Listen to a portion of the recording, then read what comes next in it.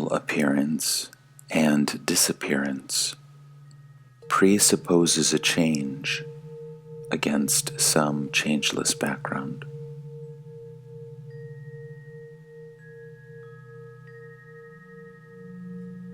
Some seed consciousness must be existing even during sleep or swoon.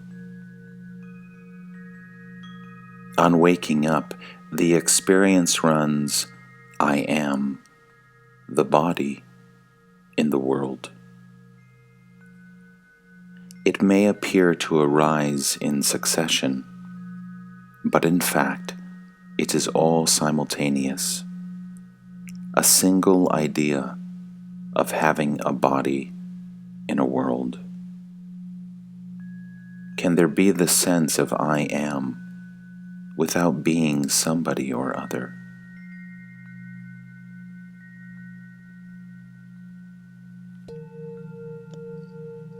Don't you see that all your problems are your body's problems? Food, clothing, shelter, family, friends, name, fame, security, survival.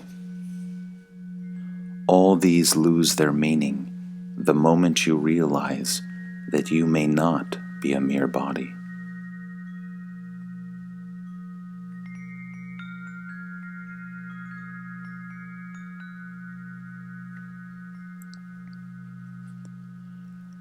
In a way, you are all the bodies, hearts and minds, and much more.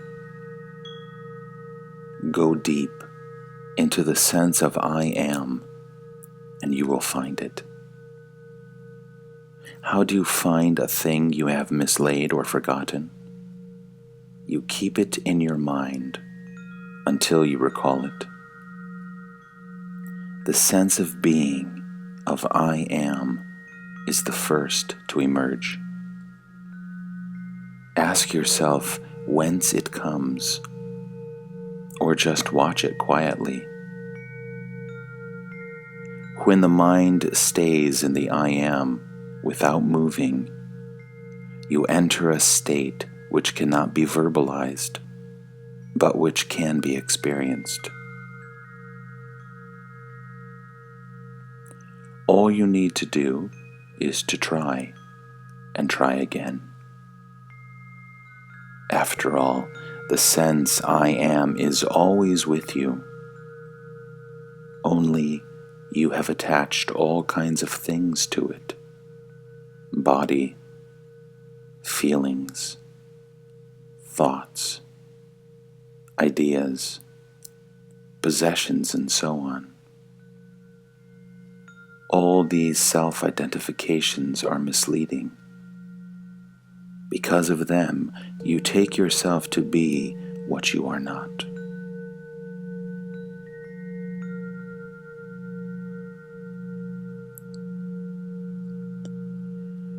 What you are cannot be described, except as total negation.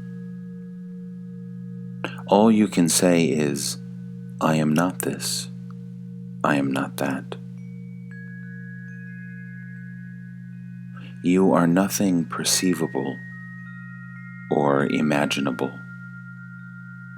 Yet, without you, there can be neither perception nor imagination.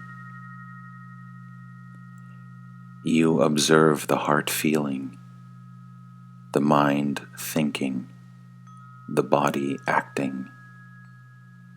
The very act of perceiving shows that you are not what you perceive. Can there be perception, experience, without you? It is the experiencer that imparts reality to experience. An experience which you cannot have Of what value is it to you?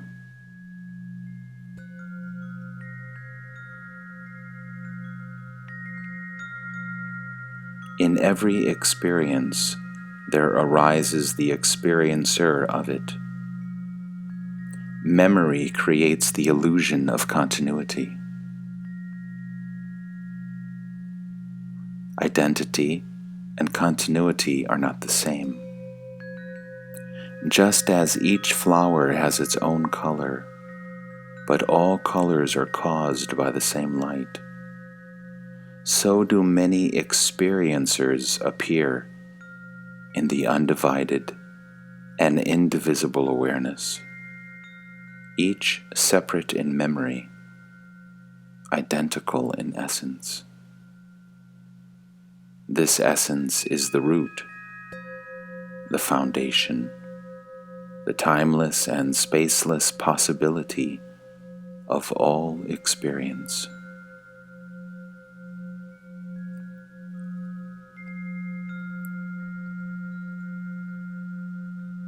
You need not get at it, for you are it. It will get at you if you give it a chance. Let go of your attachment to the unreal, and the real will swiftly and smoothly step into its own. Stop imagining yourself being or doing this or that, and the realization that you are the source and heart of all will dawn upon you. With this realization will come great love, which is not choice or predilection nor attachment, but a power which makes all things love-worthy and lovable.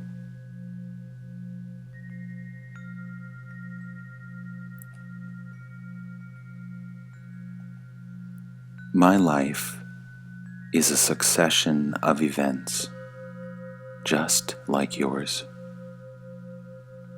Only I am detached and see the passing show as a passing show, while you stick to things and move along with them.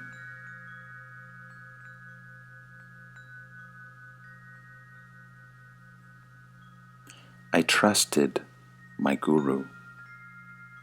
He told me, I am nothing but myself, and I believed him.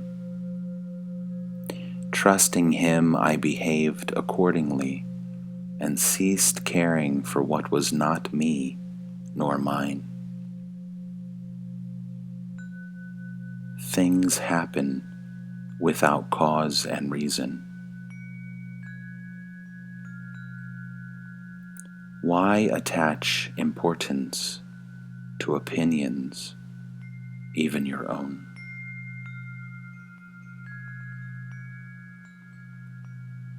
Everything is a miracle.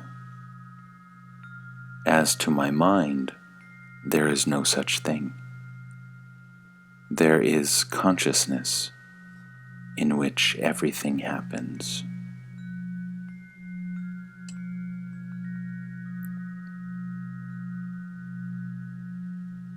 Your mind is all with things, people, and ideas, never with yourself.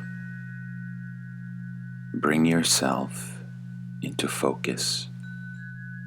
Become aware of your own existence. See how you function. Watch the motives and the results of your actions.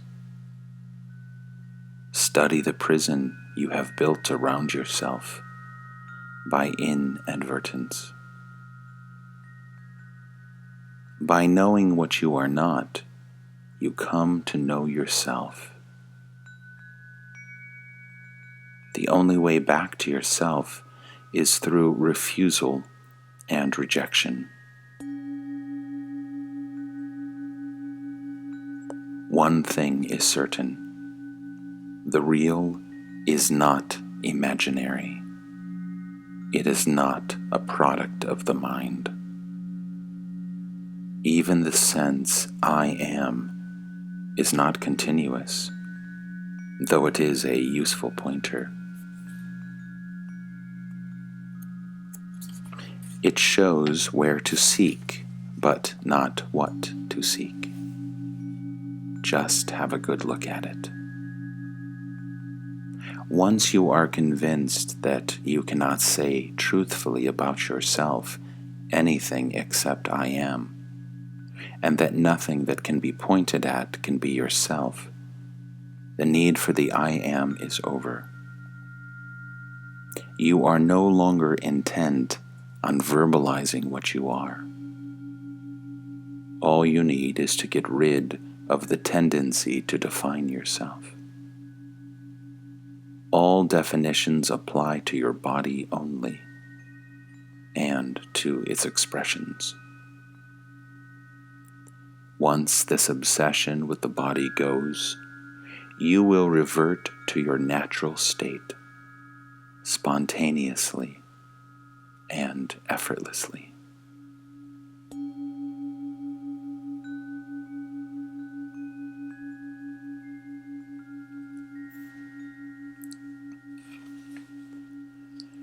Between the banks of pain and pleasure, the river of life flows. It is only when the mind refuses to flow with life and gets stuck at the banks that it becomes a problem. By flowing with life, I mean acceptance, letting come what comes and go what goes. Desire not, fear not, observe the actual as and when it happens. For you are not what happens, you are to whom it happens. Ultimately, even the observer you are not. You are the ultimate potentiality, of which the all-embracing consciousness is the manifestation and expression.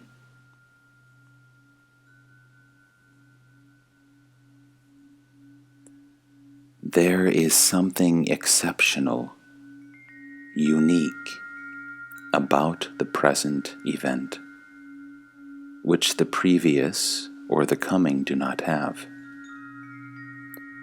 There is a livingness about it, an actuality. It stands out as if illumined. There is the stamp of reality on the actual, which the past and future do not have.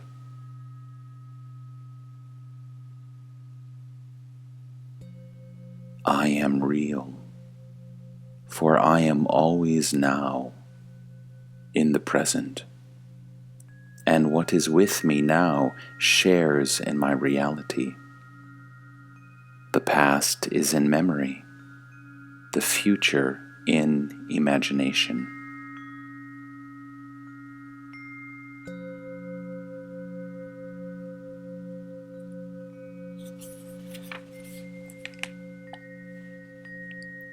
It is my own reality that I impart to the present event.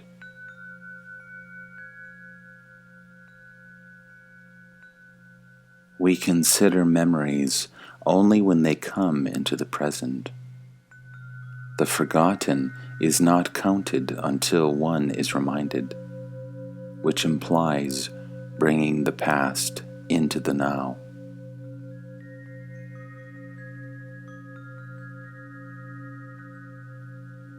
Desire is the memory of pleasure, and fear is the memory of pain.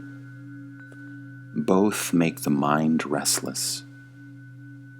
Moments of pleasure are merely gaps in the stream of pain. How can the mind be happy?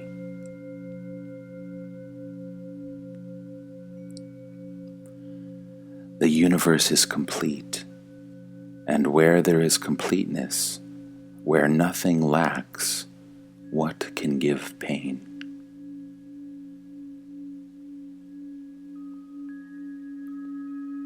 The mind, by its very nature, divides and opposes.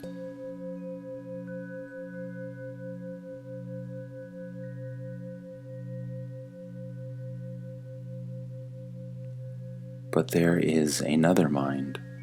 In going beyond the limiting, dividing, and opposing mind, in ending the mental process as we know it, when this comes to an end, that mind is born.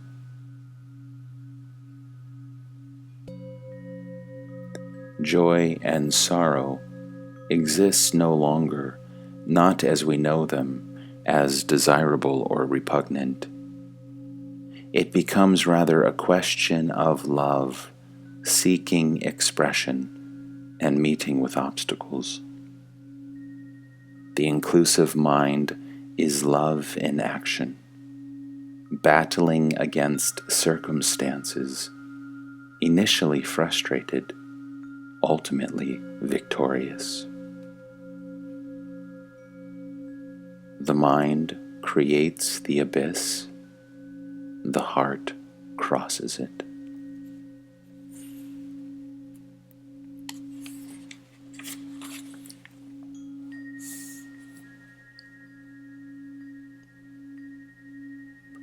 Like everything mental, the so-called law of causation contradicts itself. No thing in existence has a particular cause. The entire universe contributes to the existence of even the smallest thing. Nothing could be as it is without the universe being what it is. When the source and ground of everything is the only cause of everything, to speak of causality as a universal law is wrong. The universe is not bound by its content, because its potentialities are infinite. Besides, it is a manifestation or expression of a principle fundamentally and totally free.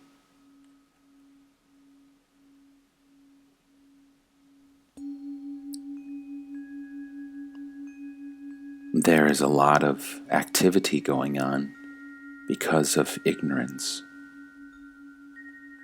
Would people know that nothing can happen unless the entire universe makes it happen, they would but achieve much more with less expenditure of energy.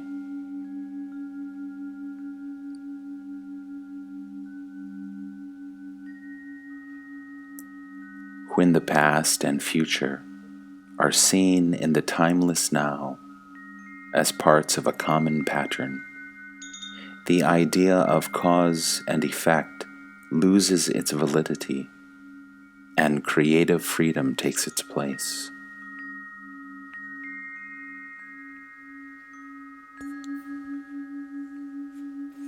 Your own mother was not needed to give you birth. You could have been born from some other woman. But you could not have been born without the sun and the earth. Even these could not have caused your birth without the most important factor, your own desire to be born.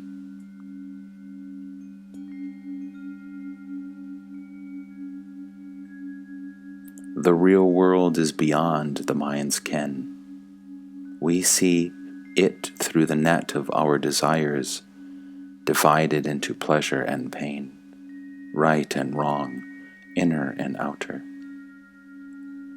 To see the universe as it is, you must step beyond the net.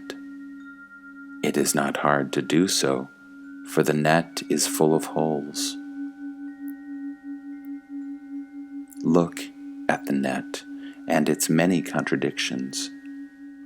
You do and undo at every step. You want peace, love, happiness, and work hard to create pain, hatred, and war. You want longevity and overeat. You want friendship and exploit. See your net as made of such contradictions and remove them.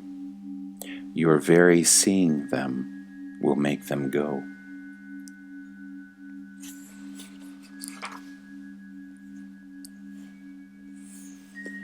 For everything, there are innumerable causal factors, but the source of all that is the infinite possibility, the supreme reality, which is in you and which throws its power and light and love on every experience. But this source is not a cause, and no cause is a source. Because of that, I say everything is uncaused. You may try to trace how a thing happens, but you cannot find out why a thing is as it is. A thing is as it is because the universe is as it is.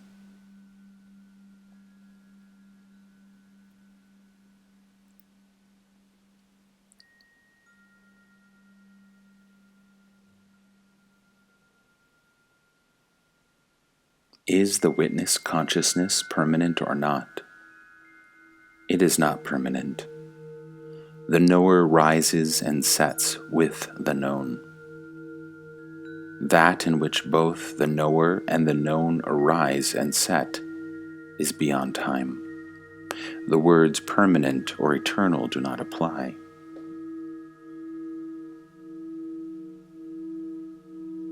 The absence of experience, too, is experience. It is like entering a dark room and saying, "I see nothing."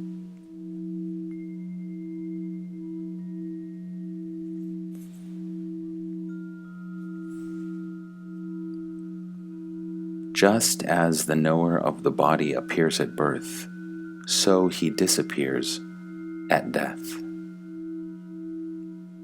And nothing remains? Life remains. Consciousness needs a vehicle and an instrument for its manifestation. When life produces another body, another knower comes into being. Is there a causal link between the successive body knowers or body minds? Yes. There is something that may be called the memory body or causal body, a record of all that was thought, wanted, and done. It is like a cloud of images held together. What is this sense of a separate existence? It is a reflection in a separate body of the one reality. In this reflection, the unlimited and the limited are confused and taken to be the same. To undo this confusion is the purpose of yoga. Does not death undo this confusion? In death, only the body dies. Life does not. Consciousness does not. Reality does not die. And the life is never so alive as after death. But does one get reborn? What was born must die. Only the unborn is deathless. Find what is it that never sleeps and never wakes, and whose pale reflection is our sense of I. How do you go about finding anything? By keeping your mind and heart on it. Interest there must be, and steady remembrance. To remember what needs to be remembered is the secret of success. You come to it through earnestness.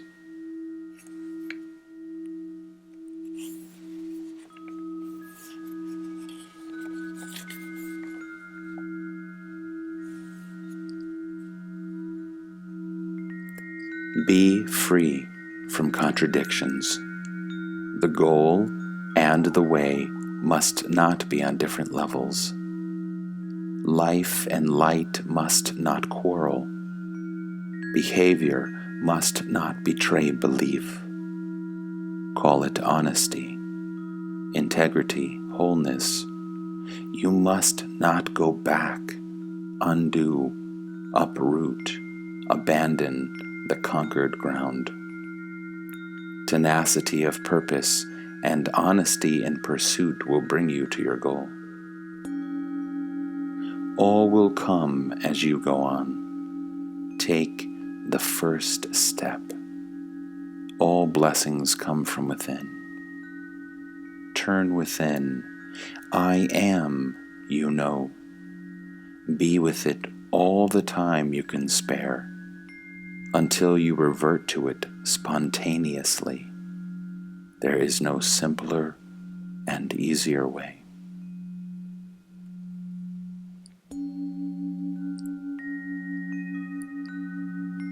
What is the purpose of meditation? We know the outer world of sensations and actions, but of our inner world of thoughts and feelings we know very little. The primary purpose of meditation is to become conscious of and familiar with our inner life. The ultimate purpose is to reach the source of life and consciousness. Incidentally, practice of meditation deeply affects our character. We are slaves to what we do not know. Of what we know, we are masters. Whatever vice or weakness in ourselves we discover and understand its causes and its workings, we overcome it by the very knowing. The unconscious dissolves when brought into the conscious. The dissolution of the unconscious releases energy. The mind feels adequate and becomes quiet. When the mind is quiet, we come to know ourselves as the pure witness. We withdraw from the experience and experiencer and stand apart in pure awareness, which is between and beyond the two.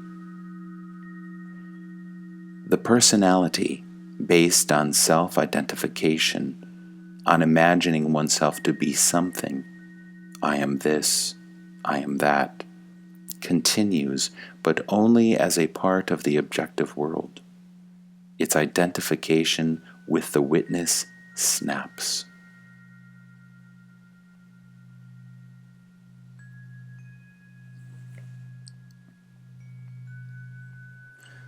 The sattva is pure and strong always. It is like the sun. It may seem obscured by clouds and dust, but only from the point of view of the perceiver. Deal with the causes of obscuration, not with the sun.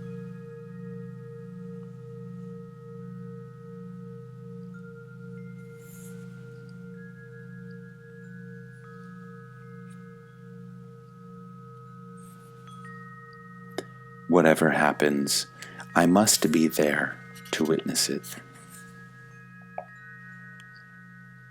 What begins and ends is mere appearance. The world can be said to appear, but not to be. The appearance may last very long on some scale of time, and be very short on another, but ultimately it comes to the same. Whatever is time-bound is momentary and has no reality. I see the world as it is, a momentary appearance in consciousness.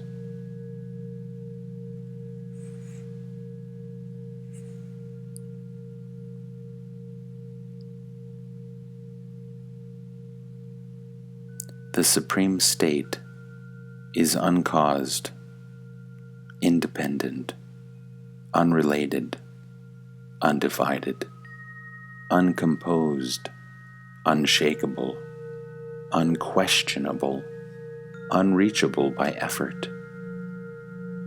Every positive definition is from memory and therefore inapplicable, and yet my state is supremely actual and therefore possible, realizable, attainable.